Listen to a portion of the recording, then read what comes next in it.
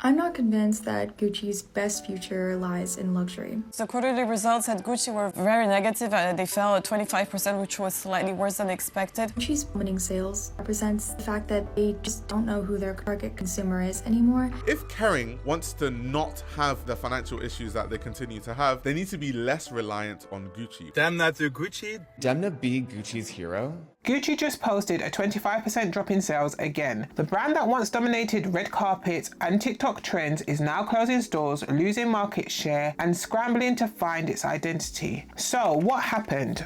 From shifting fashion tastes to creative misfires and a brutal luxury slowdown in Asia, Gucci is facing its biggest crisis in years. In this video, we're deep diving into why Gucci's star is fading, what's really behind the numbers, and whether this iconic brand can bounce back, or will they fade into irrelevance? Hi babes, my name's Taja, mother of twins, lover of luxe things, and your guide for showing up with style and intention. Let's get into it. Gucci's reporting for Q1 and Q2 of this year is showing a 25% reduction in sales. Gucci's parent company, Kering, had a full-year drop up to 16% revenue decline and a 46% profit collapse. The reporting of Gucci's numbers basically trending downwards is not new news. Gucci seemed to be in this conundrum for some time now. However, I thought it would be interesting to discuss why Gucci continues to see this downward trend and what might be causing it for them. It seems that the demand from Asia has reduced the most for Gucci. The biggest decline in sales came from markets across Asia, led by Japan. Wow. Japan's not feeling Gucci anymore. Although there is also seemingly less interest in the brand in Western Europe and North America. I think part of this downward trend has to do with the creative direction. In February, Sabato De Sarno left the brand and was replaced by Denmark Gavasalia. That's insane. That's actually insane. Demna, the creative director of Gucci. There has been a general lukewarm response to this appointment and the direction that the new iteration of the brand might be taking. I also think we are seeing a shift in style and maybe even societal norms and values towards conservatism and towards quiet luxury. Conservatism is back in fashion. From the rise of trad wives on TikTok to the coveted old money aesthetic, fashion is embracing traditionalism in a way we haven't seen in decades. Which, if we're being honest, Gucci's general aesthetic tends to be what I would describe as the complete opposite to quiet luxury. You know, it's definitely not trending. The overall stylistic direction of society doesn't seem to be moving in the direction of Gucci. We have been seeing a rise in popularity in brands like the Row and Hermes, and actually these brands that lean a bit more into subtlety have definitely been able to do better during the luxury slowdown that we are experiencing. Gucci isn't necessarily an outlier in terms of its performance. I would argue that most, if not at least half of the mainstream luxury brands are struggling to capture their audience. You know, sales are generally down across the board.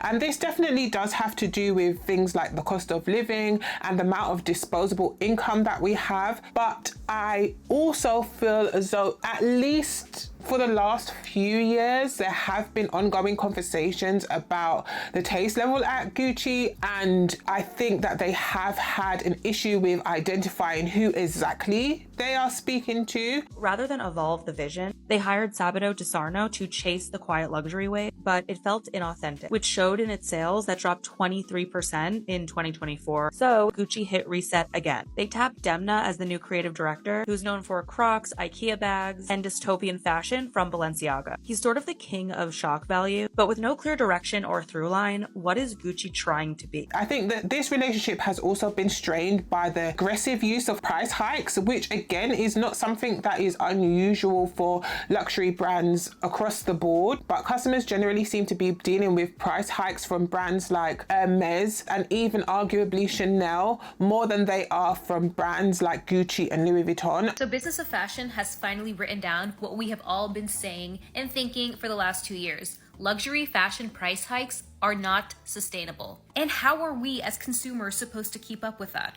our wages are not increasing at that same level. I definitely think Denmark will have quite a large job on his hand to try and identify a way to recapture the interest of not only their core customer, but newer customers. I really actually do think Gucci could find a way to get the attention of a younger audience.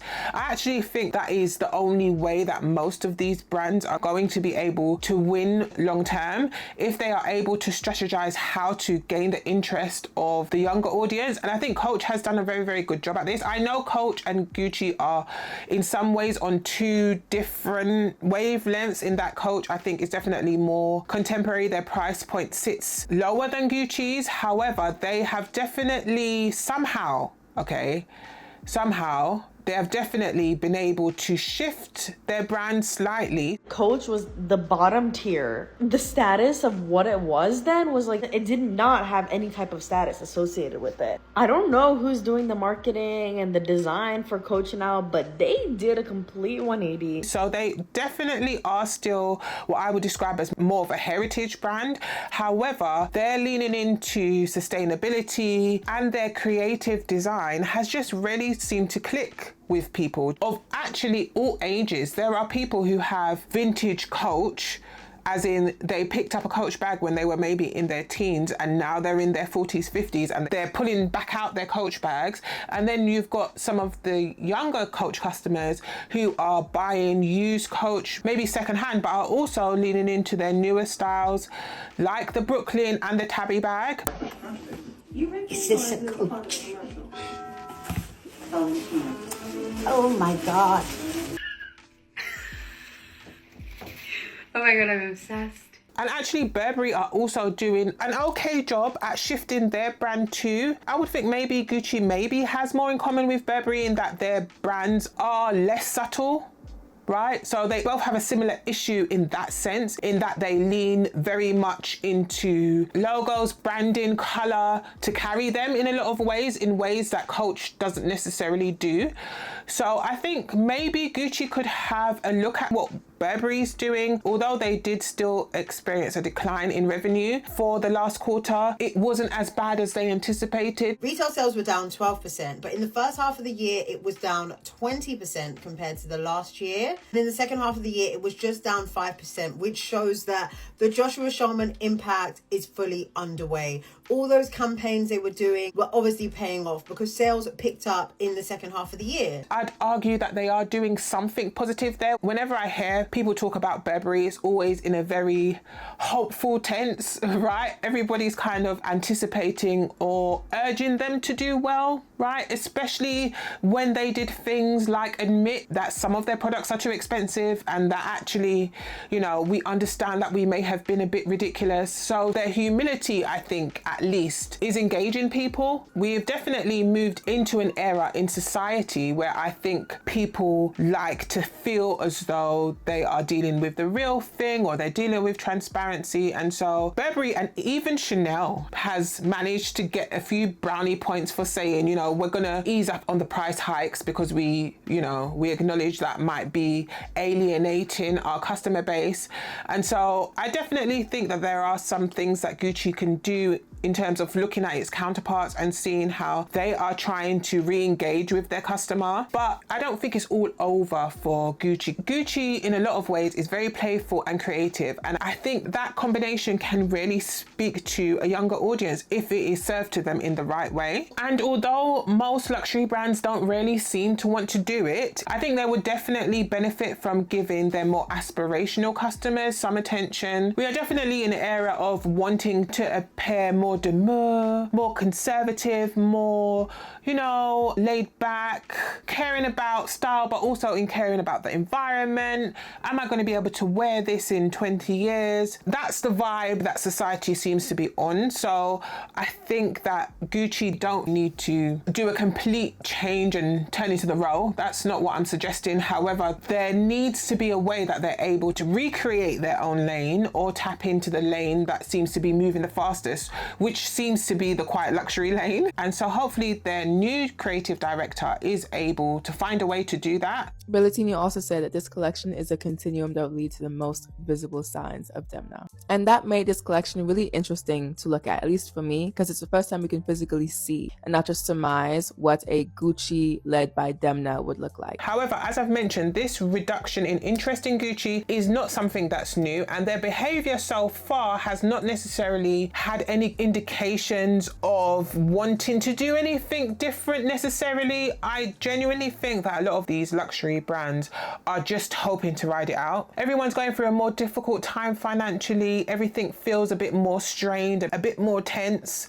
And so once we get past this point, maybe everything will go back to the way it was. However, I think because of this reluctance to act, Gucci has actually been closing its stores. They've actually already closed 25 stores in the first quarter of this year and are anticipating closing up to 60 by the end of 2025. Gucci used to be one of luxury fashion's fastest growing brands, but they've closed down 16 stores, 6 outlets, and there are more closures coming in 2025. And to be fair, this isn't just something that Gucci is experiencing, Kering is experiencing. LVMH's numbers were down in the leather goods department, and so much of their revenue comes from the fashion and leather goods side. And Gucci is a predominantly handbags and leather goods house. There is also some corporate restructuring that is taking place. Francois-Henri Pinault is stepping down as CEO, and Luca De Meo is taking over in September. They are cutting costs, selling real estate, and reducing their net debt down from 10.5 billion to 9.5 billion. I definitely think that some of these changes, especially the store closures, could have been avoided. Again, I do think that some of the pressures that all of these brands are facing are kind of inevitable just because of the way things are right now, especially coming out of the pandemic. There was definitely absolutely going to be a knock-on effect for these brands.